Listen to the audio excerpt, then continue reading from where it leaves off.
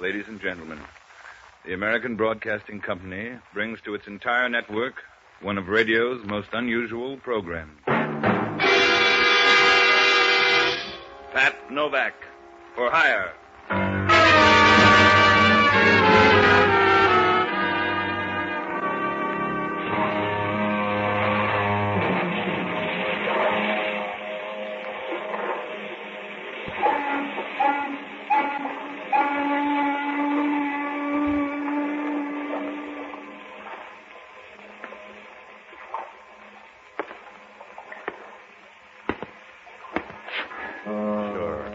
I'm Pat Novak, for hire.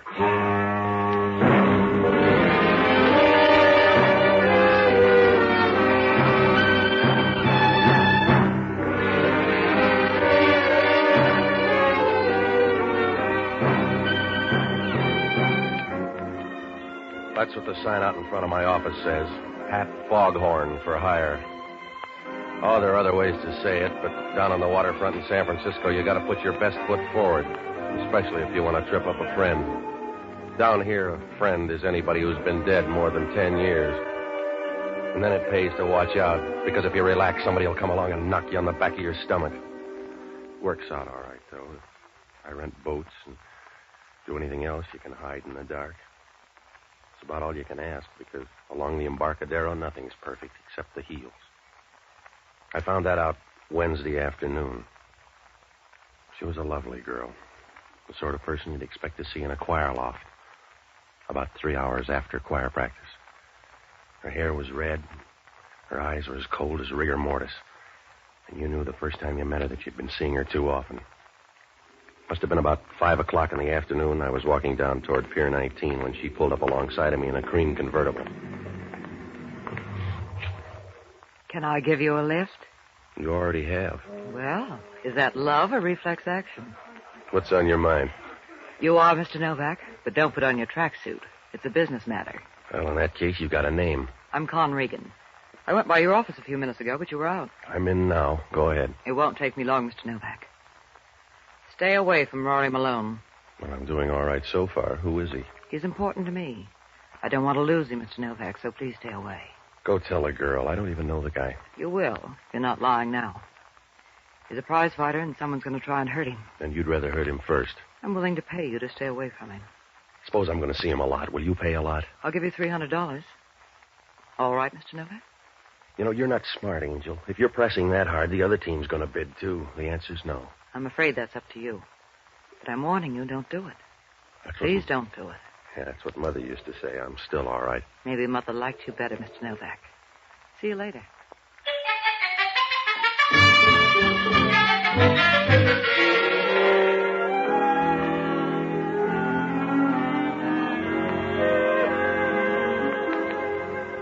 Well, I watched her for a minute as she brushed her hair back and started the car. It was nice hair, and the dress helped, too. It was dark blue and had a V-neck, but the designer believed in big letters.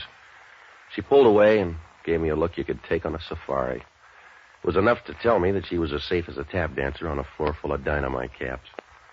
I walked up and turned in at Pier 19. When I reached the door of the office, I could see the old man sitting by the desk. He looked tired and a year older than the Bible. His hands were shaking and his skin was coarse and the color of an old razor strap. When I walked in, he glanced up at me and looked about as happy as a cocker spaniel with a stomachache. I could talk to you, please, Mr. Novak. We'll try it once. Go ahead. I'm an old man. You want to argue or go on? I'm too old, so I must come to someone for help. My name is Hans Newmeyer. I would like you to watch someone for me. Someone like Rory Malone? Yeah. But you do not What know is this, Save Rory Malone Week? What's he to you? I am his manager.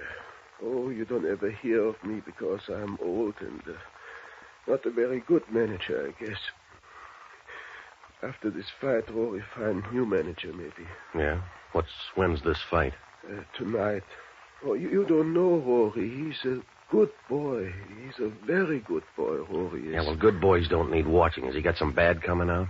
Something funny about this fight. He meets with bad people. And Rory is a good boy. Yeah, I just met one. How deep do they run?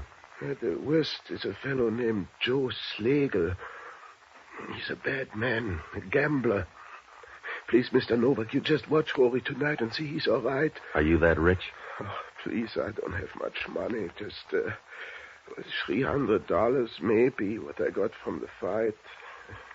Maybe 300, I don't know. I just got a little money. It's a tie, Pop. You win the toss.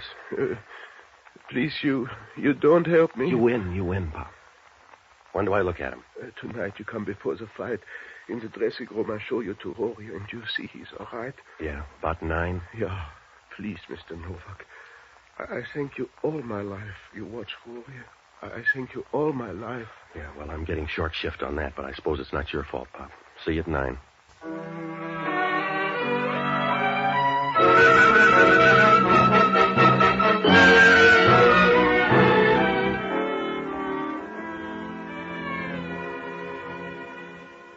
Well, I felt sorry for him when he turned and walked out of there.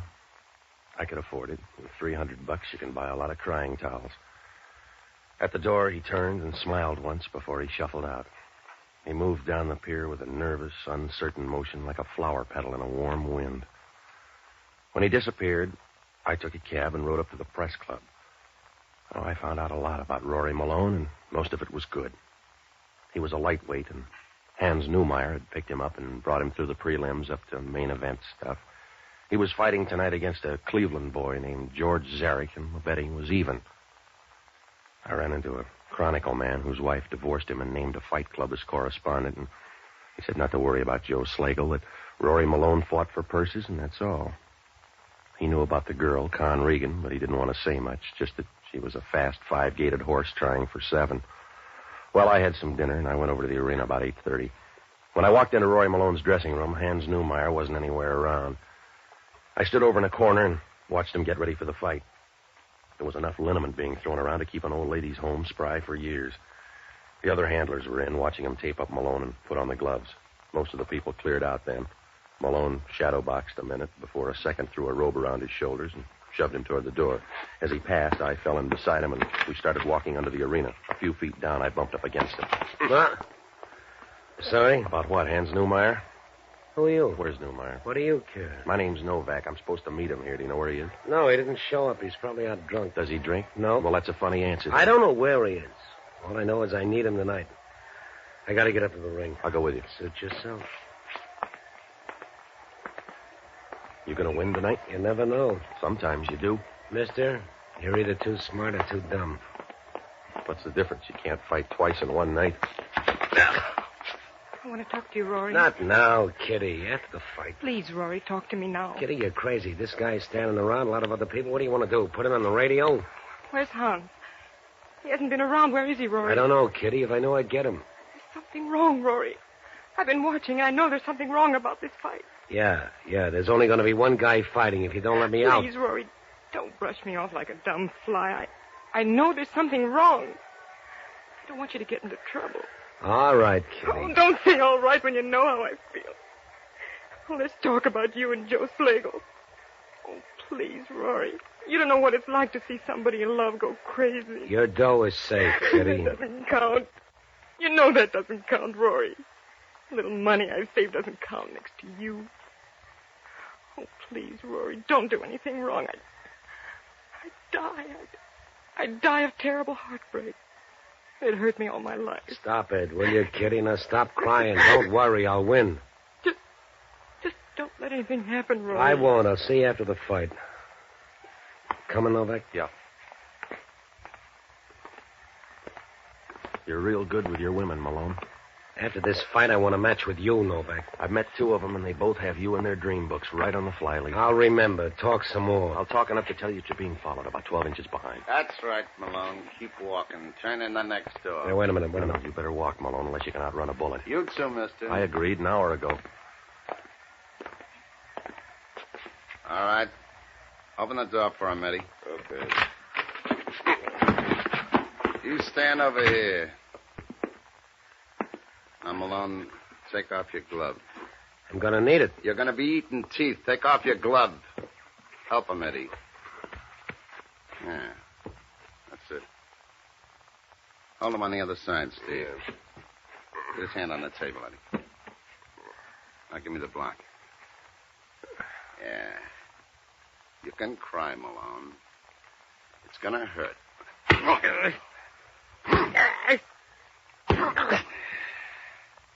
Hold him up.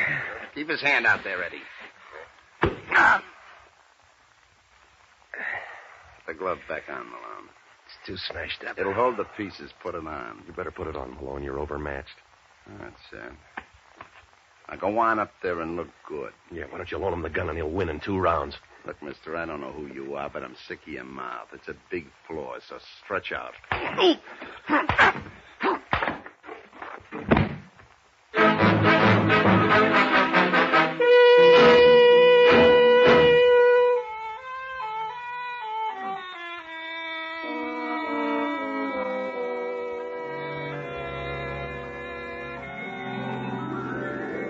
During the next 2 hours, they either moved me or the arena because I woke up in an alley down near the Golden Gate Theater. It was in back of a restaurant, and I was lying there trying to look good in a mixed green salad. My head was about the size of a diving bell, and my clothes were so rumpled and dirty I looked like a leg man for the Hobo News. I tried to get to my feet once, but it wasn't easy. It was like trying to push a basketball through a stovepipe. I think it was close to 11 when I got out to the street. I didn't even buy a paper to find out about the fight. I grabbed a cab and went up to my apartment to iron out my spine. It was a good idea, but the girl at the desk had a message from Hans Neumeyer. He was out at the California General Hospital, and he wanted to see me right away. When I got there, he was at the end of a ward on the 3rd floor, but the duty nurse wouldn't let me by. Oh, she was a real pretty nurse, if you like pure mammal. Somebody buzzed, and when she oozed down the hall, I ducked into the ward and started looking for Hans Neumeyer. It was dark, and he was away down at the end behind a white screen. He looked tired, and his eyes were moist and soft, like a ripe fruit that's just been squeezed too hard. Please, Mr. Novak, you come to see me. Yeah, just as soon as I got your message. You make mistake with Hans. I don't send message. Somebody wants to be your secretary. What happened to you? In my room. I just go to my room. Somebody is there. I don't know. Rory is all right? I limped a little, mister. Your boy got his hand smashed. Rory is a good boy. He's got a good girl. Who's Kitty? Oh, she's go with Rory a long time. Save money to marry with. Wait a minute. Keep still. Something the matter? Yeah. Somebody coming. Down this way. Coming up behind that curtain. Maybe Rory comes to visit me.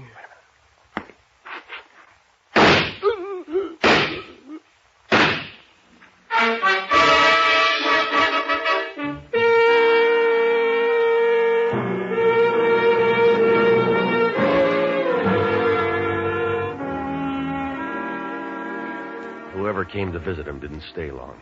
The old man leaned back in the bed and quit without any fanfare, like a long summer coming to an end. Well, I went out to get the nurse, and I found her down at the end of the hall giving an intern some greedy talk. She hadn't heard the shots, and they hadn't seen anybody come out of the ward. I told her as much as I could, and then she wheeled the old man into another room and called homicide. Well, that call to homicide didn't help because from now on things weren't going to improve. I was fighting a forest fire with a can of kerosene. About 20 minutes later, Inspector Hellman showed up. He was full of finesse and fury, and he came charging over about as graceful as a lame lobster. Hello, Novak. You're up late. I had company most of the time. Yeah? Did he bore you? Somebody got tired of him. It happened behind a screen down there in the ward. Who is he?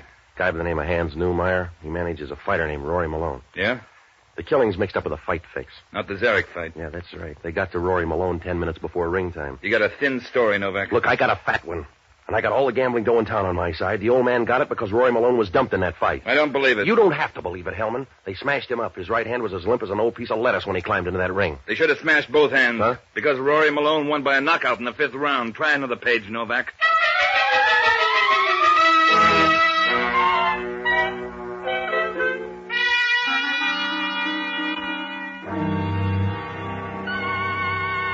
When Hellman told me Rory Malone won that fight, I might as well have handed him a feather. I stood there feeling like a guy peddling dope at his sister's wedding. How could Rory Malone have won that fight without a hand grenade? When I saw the hand, it wasn't strong enough to flatten a piece of silk on an ivory table, and yet he won by a knockout in the 5th round. Well, it pointed to one thing. Zarek had taken a dive. But why the double fix? Why had they smashed Rory's hand? Oh, it was a goofy pitch, like sending for a plumber to fix a hole in Boulder Dam. I didn't have time to wrestle around with it because Hellman had talk on his mind. You can't get a bookie in town to take bets on this one, Novak. No, not with you setting the odds. They were that way when I got here, so don't write up a clean bill of health. The guy's dead and nobody else is volunteering. Oh, you'd muff a confession anyway. Before you tumbled, they'd have to cut it in stone across the front of City Hall. What were you doing with the old man? Helping him over the rough spots. Or taking him over the hurdle? He hired me to watch Rory Malone. They were stepping up the pace on his boy. For instance? For instance, Joe Slagle. Everybody says he had a stake in the fight. You don't throw a fight by winning in the 5th round. That's what the book says, but sometimes the book's wrong. You better look up Joe Slagle, and on the same trip you can stop by and see a gal named Con Regan. Yeah? Why? She's Malone's new sparring partner, a tall redhead with lots of dry cells. Oh. She sounds nice. I'll talk to her. And Slagle, too. But I'm going to find out about you and Rory Malone first. I'm going to run down the stuff on this fight, and I'll find out where you fit in. Don't worry, Novak. I'll dig you out. You could take the jelly out of an omelet, Hellman. Look up the girl and Joe Slagle. They'll talk. Not about each other. There's some connection there. I'll give even money they're friends. They ought to be. What? They were married a month ago in Las Vegas. Or don't you know about love?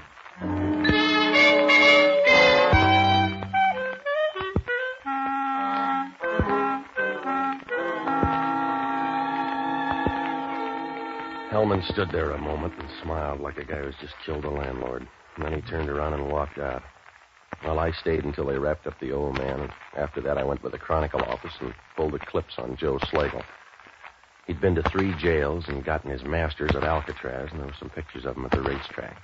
He had a face any museum would buy and a forehead that was so low he must have had to look down to see his hairline. There was one other thing about him I noticed. He was the same guy who'd smashed Rory Malone's hand. I began to wonder about that friendship, but it was getting late and I had to work fast, so I looked up the only honest guy I know, an ex-doctor and a boozer by the name of Jocko Madigan. Well, he's a smart guy until he decided a head on your beer is worth more than a head on your shoulders. I finally found him in a little joint down on Geary Street talking some woman into giving up all men under 50. Ah, Patsy. I've missed you in a rather trivial way. Yeah, all right, Jocko. I'm giving this woman a lecture on diminishing returns. Jocko, will you stop drinking long enough to listen? Patsy, you fail to understand my drinking. Actually, I hate whiskey, but I go on drinking as a sort of sop to Providence. Yeah. Because everyone knows the guardian angels take care of small children and tipplers, and since I've passed the age where I look well in rompers, this is a very clever dodge to get a little outside help. Jocko, are you ever going to change? Patsy, don't you know what a burden change is to a man as old as I am? Oh, yeah. Oh, it's not the change we mind. It's the way it happens, by degrees, never giving you a chance to remember anything else. Oh, it's heartbreaking, Patsy. All right. It's like visiting a half-forgotten neighborhood. It hasn't changed completely, just parts of it. A few old houses and some human remnants is still around, enough to remind you of the change, but never enough to make you happy. It's that way with growing old. Will you listen? They don't allow you to grow old suddenly and leave. They insist on this policy of having you dribble off into eternity. It's undignified, Patsy, feeling like a bowl of old dishwater with the stopper pulled out. Jocko, I want to talk to you. Oh, why didn't you say so? What's the matter? An old guy by the name of Hans Newmeyer is dead. Oh, bless him. Homicide's full of fever. They think I killed the old man. What did he do before he stopped doing it? A fight manager. He hired me to watch his fighter, Rory Malone. He should have hired a team because somebody got to him in the hospital tonight. How do you fit in? Well, I was just passing through when the noise started. That was General Custer's problem. It's tied up with tonight's fight. Newmeyer was afraid of a gambler named Joe Slagle. He was around tonight and smashed Malone's hand before ring time. That's a hard way to lose. Yeah, well, it's a harder way to win. Malone won by a knockout in the 5th. Was he fighting his father? I'm not getting any place, Jocko, and I'm doing it in a hurry. It's a bad fit all the way around. They took 2 tries to get the old man, and if Slagle bought the fight, why'd he smash Malone's hand? Let's have a drink. Jocko, you got to help me. Oh, it's the thirst that's confusing. I want you to get up to Rory Malone's place. You can find it in the book. Go through his stuff and try to pick up a lead, will you? Why don't you do it? I'm going to look up a girlfriend named Con Regan. She's married to Slagle, but she's trying to work Malone into the act. Oh, well, in that case, I'd be in the way. Look, I'm in a spot, Jocko. Now get up to that apartment, will you? What if Malone walks in and finds me going through his stuff? Stop worrying. Well, he almost killed a man with one broken hand. Suppose someone smashed the other one.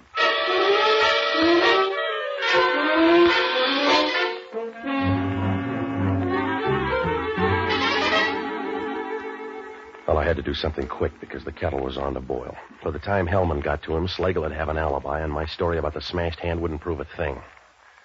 Oh, I had to grope around and pretend like a guy on the second verse of the national anthem. I decided to tag by Slagle's place, and on the way, I bought a paper to read about the fight. Malone looked real bad for 4 rounds and then came out of the woods fast with a left hand in the 5th. It was about midnight when I got to Slagle's apartment and began to look more and more like it when Con Regan opened the door. Oh, I could see Rory's point. She was the sort of a woman you'd never give a second look, because the first would paralyze you.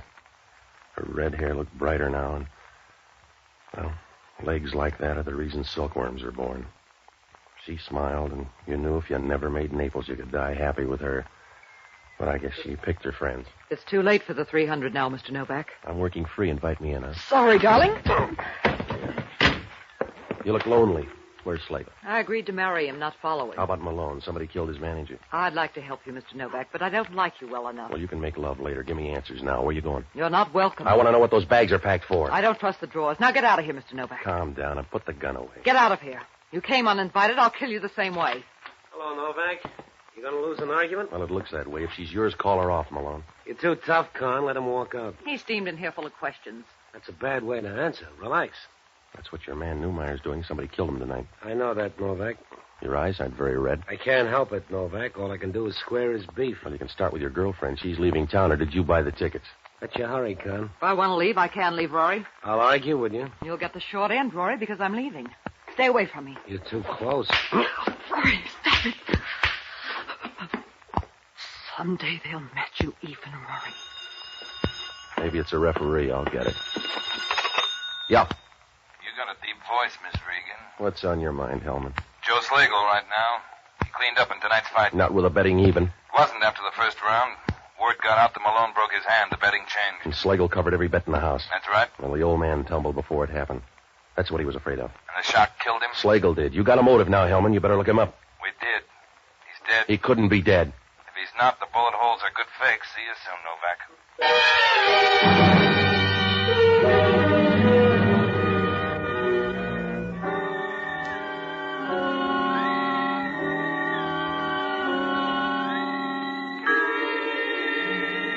Well, I didn't talk to the girl and Rory because I knew they'd dummy up on me and I had nothing to go on. Oh, it was like trying to build a wall out of jelly consomme. Nothing added up now. Whose side was Rory on, and where did that other girl, Kitty, fit in? My luck was on the black market tonight, and I knew it. So I went by my place to check with Jocko. He was in the kitchen, and he looked worried. Ah, Patsy, I was going to break open the thermometer until I found this bottle in the closet. All right, Jocko. What'd you find out? That it pays to know Joe Slagle.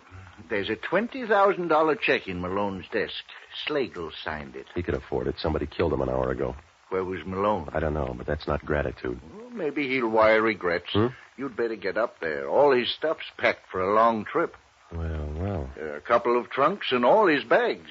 Does that sound like a weekend party? I don't know, Jocko. He's kind of fancy. Maybe he likes a lot of laundry.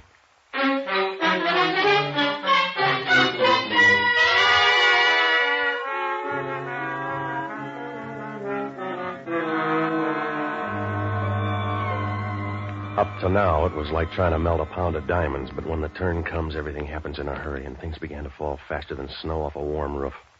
If Jocko was right, it meant Rory and the girl fought, but they did a lot of clinching between rounds. Well, I got a hold of Hellman and brought him up to date, and then I started for Rory Malone's apartment. When I got there, Hellman was outside the door listening, as quiet as a washing machine full of pebbles. They must be in the back room. I can't hear a thing. You couldn't hear a rifle shot in a boxcar, Hellman. Let's get a better view, huh? Hello, Novak. You're gonna miss your train, Malone. I don't believe you. It's a chance to bet, Mr. Novak. This is Inspector Hellman from Homicide. Well, you guessed wrong, Inspector. I'm covered for Joe Slagle. Novak here's alibi for Miss Regan. We can check. You're scraping bottom, mister. We can start with that $20,000 check from Joe Slagle. That's where you'll stop, too.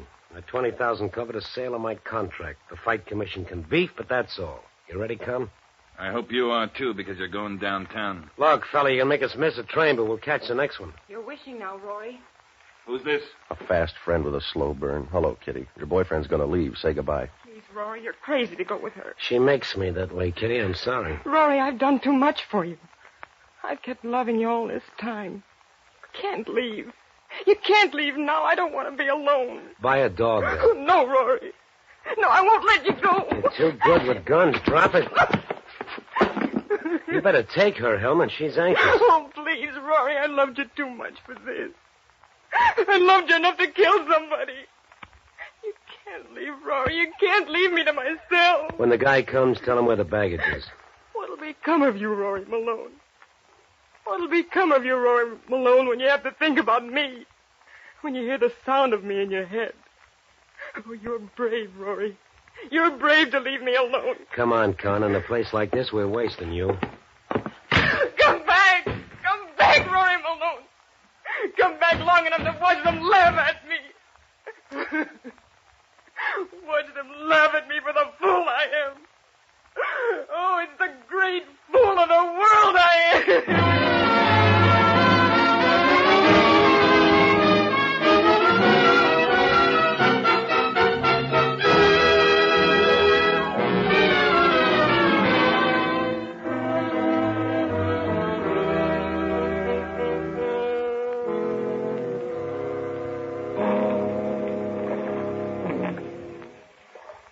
Well, it doesn't prove much, except the right kind of a heel can grind you into the dirt fast.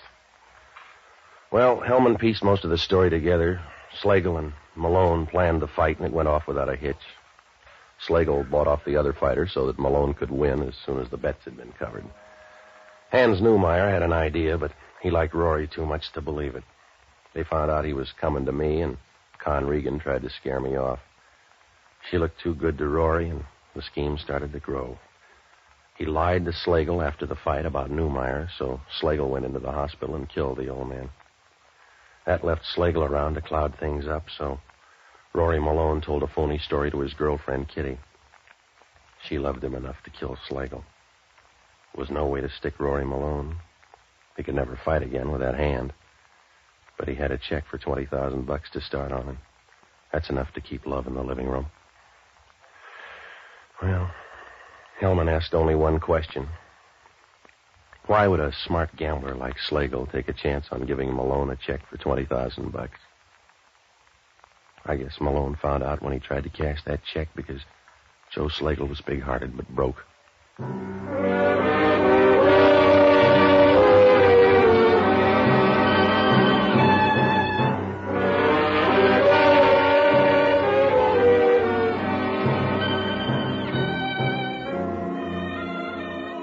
The American Broadcasting Company has just brought you the 6th of a new series, Pat Novak for Hire, starring Jack Webb. Pat Novak is produced and directed by William P. Russo.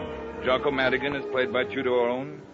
Inspector Hellman is played by Raymond Burr. Music was composed and conducted by Basil Adlam. In our cast were Yvonne Patey, Stephen Schnabel, Frank Lovejoy, William Baeff, and Ted DeCorsia. This program is being released to our servicemen and women overseas through the worldwide facilities of the Armed Forces Radio Service. Be with us again next week when over most of these same ABC stations, we will bring you Pat Novak for Hire. This program came to you from Hollywood.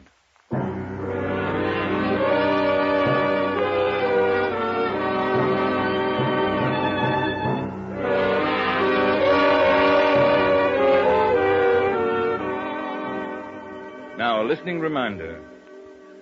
Don't miss Jean Arthur and Robert Morley when they star in the compelling drama Yesterday's Magic on Theater Guild on the Air tonight.